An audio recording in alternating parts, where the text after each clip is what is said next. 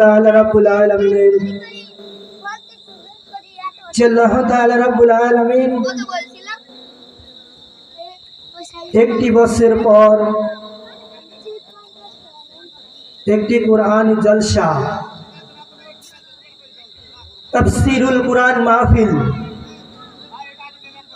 যে আয়োজন করেছেন আল্লাহ তাআলা রাব্বুল আলামিন করম ও বরকত। আজকের প্রধান বর্তমানী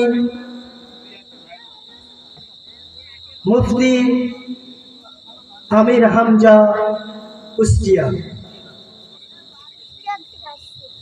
দ্বিতীয় তাফসীর কারণ হযরত মাওলানা হুসাইন আহমেদ মাহফুজ, দ্বিতীয় তাফসীর কারক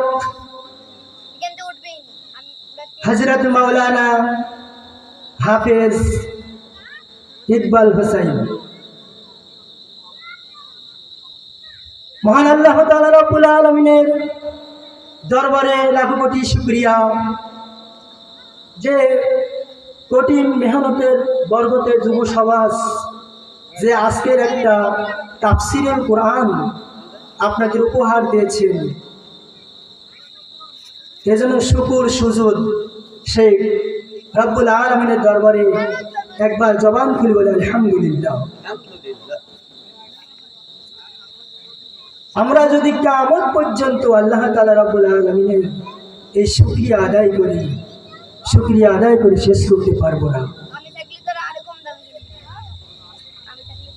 মহান আল্লাহ তাআলা রব্বুল আলামিন কুরআনুল কারীমের ভিতরে